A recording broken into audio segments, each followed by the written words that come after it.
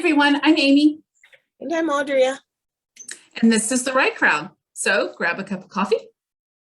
Or your cup of tea. Maybe a little something on the rocks, and let's get started.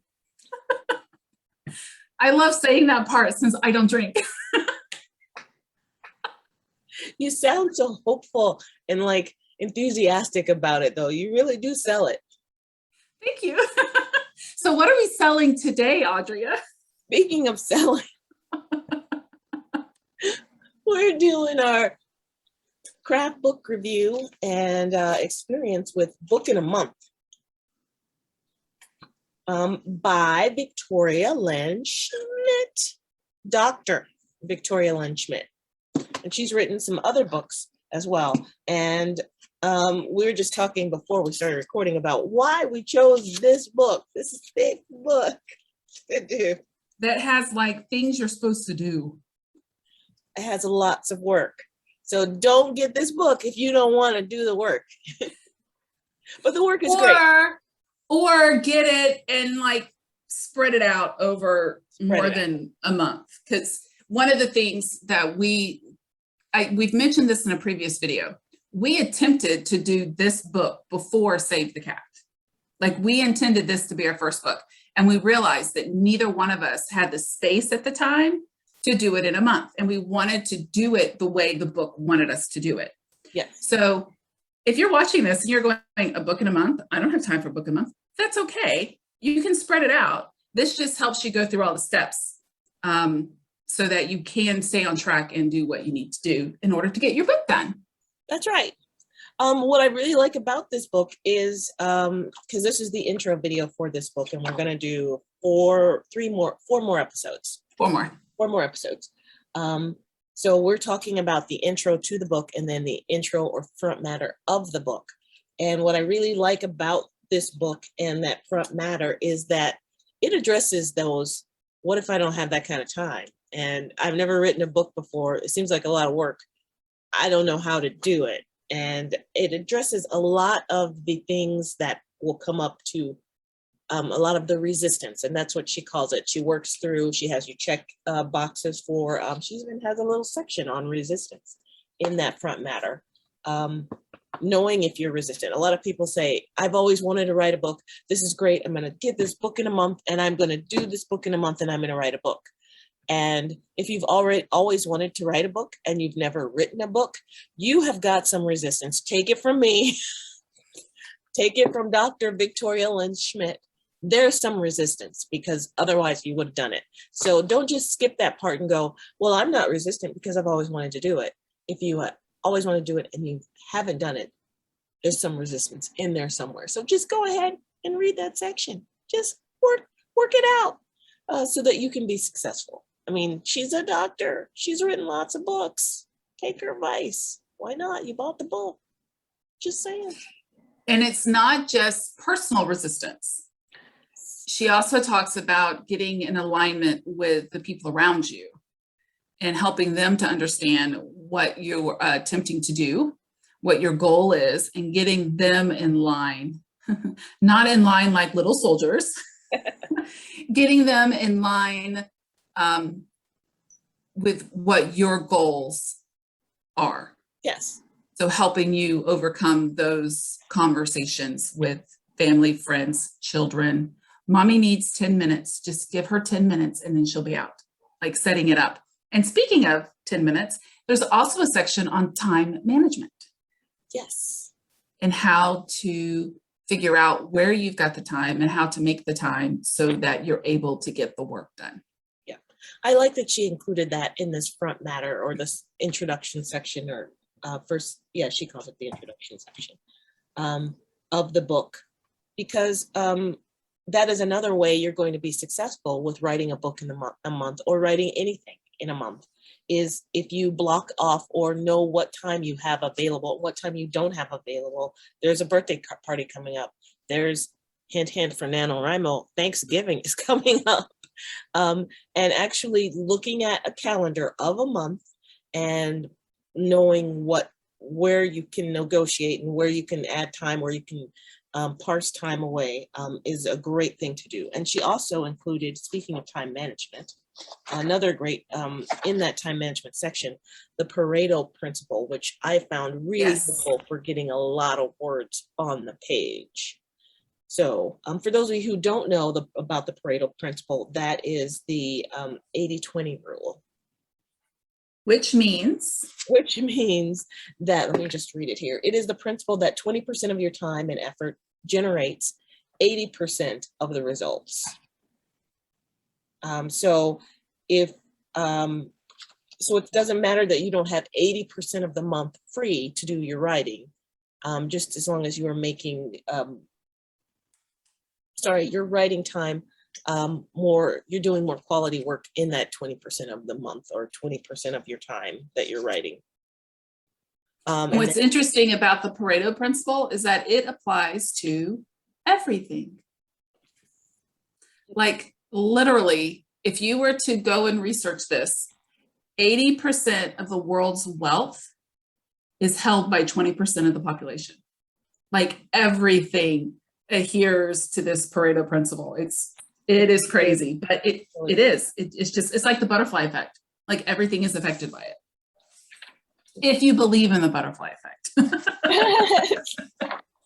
Well, all right, so go ahead. So she has this thing of this writing time tracker, which is handy in this time management section, so that you can keep track of your writing time. And I think there are certain types of people who like to track things, and there are people who don't like to track things, don't need to track things. I'm a spreadsheets and time and percentages and how am I improving? I'm a metrics person. So for me, the time tracker has been handy, and it's been handy during NaNoWriMo as well to see, oh my gosh, I spent this much time on this day, but I wrote this many more words on that day. What did I do that day that I was so successful for getting words on the page? And so trying to duplicate success, I found that. I always find that sort of thing helpful. And she gives you examples of how to use time trackers and also how to buy your time. And Amy mentioned that. So if you have to negotiate with the hubby or the kids, like she said, how to do that, because that's going to come up unless you're free and easy and have no one depending on you at all. You're going to have to negotiate time, even to the point of taking time off from a job or something like that, knowing that you can take time off. A couple of things I want to point out closer to the front is that this isn't necessarily just for writing a book. You could be doing rework. You could be writing an outline. You could just be trying to get into the habit of doing more structured writing and not necessarily a book, but this still breaks down how to make time and make sure that you're able to get all the things done. So she points that out. The other thing she points out towards the beginning is fighting off your inner critic. We are all our worst inner critics. Like if we talk to other people the way we talk to ourselves, I mean, seriously. Yeah. So she goes over that. And then she does point out, we're not going to go over them, but there is a section called the 5 Secrets of Booking a Month. Mm-hmm. And she goes over that. So make sure that when you're reading this, that you do go through that. And she, it's really good because she points out things that you might not have thought of. One of them is to be realistic. Yeah. Like we can have grandiose ideas and grandiose goals, but make sure that the process to get there is realistic, or you're going to fall on your face and then you're going to quit and you're never going to want to do it again because you failed that one time. Right. Okay. And you know what, speaking of that, being realistic and how she says to use the book that you mentioned, she says some of us being realistic, maybe we won't be able to do a full-on manuscript in 30 days, but that is one of the things that you can do with this book. Maybe one of the things that you can do in 30 days is write a detailed outline. And let me tell you, a detailed outline is very helpful. And it takes time. It takes a lot. You don't just sit down and write stuff down and you're done in 30 minutes. No. unfortunately. And if you're writing a mystery or a thriller or something like that, an outline can be helpful. But for those of you who are pantsers, you may be ready to just sit down and write the whole manuscript. And so I really like, and that's on in her how to use the book section that Amy mentioned. I really like that she gives you freedom to use the book that in a way that's best for you. Right. Yeah. One of the things that she brings up in the time section, and I think it goes back to being our own worst inner critic. Yeah, I need to take inner off of that sentence, being our own worst critic, because you can't be someone else's inner critic. I mean, it kind of, so going along that vein, something she points out on page 31 is that you have to decide writing is worthy of your time. Like you have to decide that this is something that is worth the time and the effort and the energy to put into it. Because if it's not, you're not going to do it. And honestly, this book will be no good to you because it's teaching you how to do something in a month that you don't really think maybe you don't want to do. Maybe you don't think the story you have to tell is important. Or maybe you don't think, maybe you have an idea for a middle grade urban fantasy and you don't think that anyone else is going to like it. So you don't think it's worth the time to write it. Get it out of your head, write it down, get it going. And so that's one of the things is that you have to decide that the time that you need to take is worth taking the time for. Right. And we were going to talk about the, so one of the other secrets that she has outlined that she has come up with for getting a book done in a month, writing a book in a month, or BIAM, as some of us cool kids call it, is the acting as if. And that is a really important point to make for writing a book in a month and also for NaNoWriMo. When NaNoWriMo comes around, that whole, you don't, they suggest very strongly that you don't edit as you go when you're doing NaNoWriMo. Yes. It's to get 50 grand words. That's as good as my being someone else's inner critic. Thank you. Yeah, to get 50,000 words on the page, you can't afford to edit every word as you go. And that acting as if, one of the secrets that she talks about and that she outlines very specifically in the book, goes over that. And I liken it to the morning pages that Yes. if you're a writer, even if you're not a writer, you're just a creative, you may be familiar with Julia Cameron's book, The Artist's Way. And the morning pages came out of Julia Cameron's work. And a lot of creatives, authors, all kinds of artists and so forth have gone through The Artist's Way. And the morning pages is super handy. It's just where you just let the words flow out. You don't go back, you don't cross out, you just let them flow. And that's the whole point of that, is to just get all of that stuff out in the morning and free up your creativity or open up your creative undam the river. Do you dam rivers? I don't know. Anyway, it could be a well and it could be a river, either one. You know what we mean. All right, so that's a lot of the front matter. What else did you want to talk about in this introduction section for the book? One of the things that I think is important, not just in writing, but I think in life, is learning to say no. And she brings that up. And I think we, especially as women, have the tendency to feel like we have to help and do for everybody. I don't know why we do that. And a lot of men are like, no, I ain't got time for that. I'm going to go drink a beer. And it's okay. But if we say, I ain't got time for that, I'm going to go drink a beer. Well, no, you have to go help and you have to do. So the stuff doesn't get done. Yes, exactly. I'm sorry. She points out. You might have triggered me. Like, somebody has to do this stuff. I might have triggered a lot of people. I want to go drink whatever could never. All right. So yes, go on, Amy. Okay. So one of the things that I'd like to point out is keep in mind that every time you say yes to something, You were actually saying no to something else. Preach. Yes. There are only so many hours in a day and only so many days in a week. So if you're saying yes to all the things you don't want to do, you're going to end up saying no to the things that you do want to do.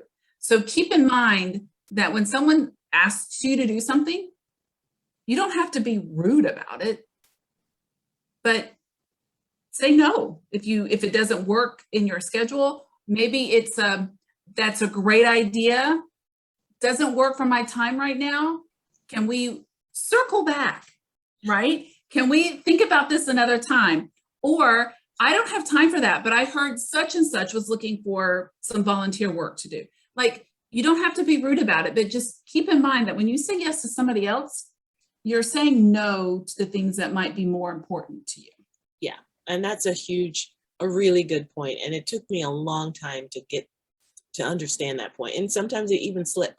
But that was one of the reasons that I bought my hand and note mug, to remind me I need to say no more often, because I say yes to too many things and I wind up with so much on my plate, and it just squeezes my writing time or the time that I want to spend, with family and things down to, and down to such a small amount that it's stressful, and the quality of the time gets diminished a little bit. So yeah, that's a good reminder for anyone. Yeah, and I'm glad you brought up family, because I'm not just talking about writing. I'm talking about everything. Yeah. Like 24/7. There are other people involved in your life. Unless you're a hermit, there are other people involved in your life, and it involves them too when you say yes to something that you don't have time for. Right. Yeah. And it's just not worth it. It's just not worth it. No. You have to consciously think about how much time you have and where you want to spend it. And in this month, you probably want to spend more time writing your book or writing your opus or your memoir or whatever it is, which is also a book. And it could be a great way to see what your time is really going to look like. Yeah. To be able to do this. So even if this is just a run through of how you could plan your writing, it's still, it's a month, it's 30 days, it's 31 days, depending on what month we're in. Okay, let's just say February, it's 28 days, but it's still like time to sit down and figure out how you can make it work for you. And you may find at the end of the month that writing for 2 hours in the morning on Saturday is all the time you have, and that's okay. Mm-hmm.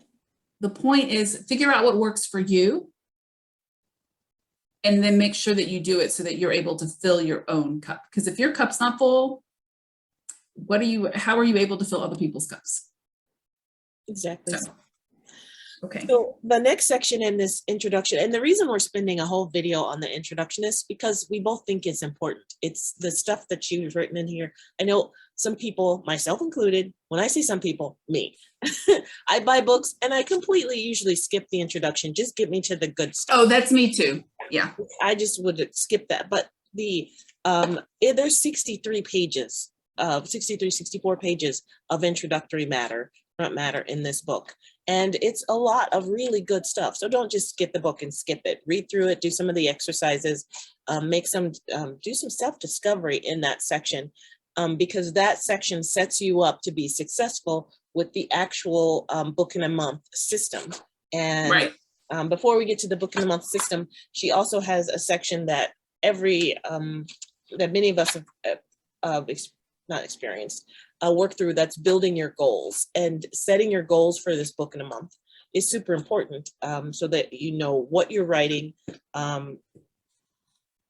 and why you're writing it, and then you are working through some of those things. Like in that goal section, she even has you do a 1-sentence pitch for the book that you're going to write, which is helpful. That gives you the parameters or the guardrails for the book you're about to write.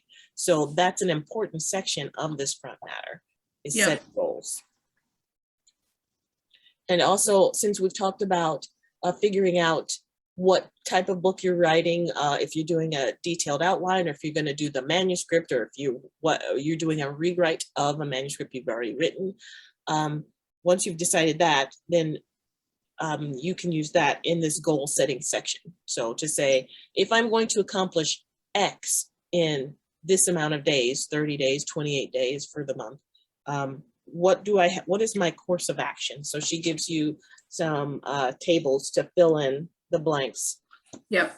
For your goals. I like that she also points out on page 53 that you make sure that your goal is something you personally want to do. Not unless you're a ghostwriter or you're sitting down and you're doing someone else's biography and you're interviewing them, okay? Make sure that what you're writing is something you personally want to do and you care about.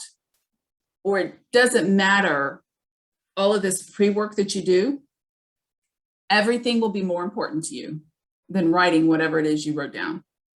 So make sure it's something that you personally want to do. She also points out that you want to make sure that your goals don't work against each other and figure out what you're going to do and what you won't do, which goes back to the learning to say no to people, right? Right. So she points all that out, and she even gives you a sample goal tracker. Like over here, there's a sample, and then over here, she gives you an actual tracker so you can see what is how it's going and how you want to do it. And then you take that and you take it back to the spreadsheets and the Excel and all of the stuff that I don't do that Audrea loves. And what I have to say though, in the HB 90 course that we talked about a couple of weeks ago, I'm currently working on that right now.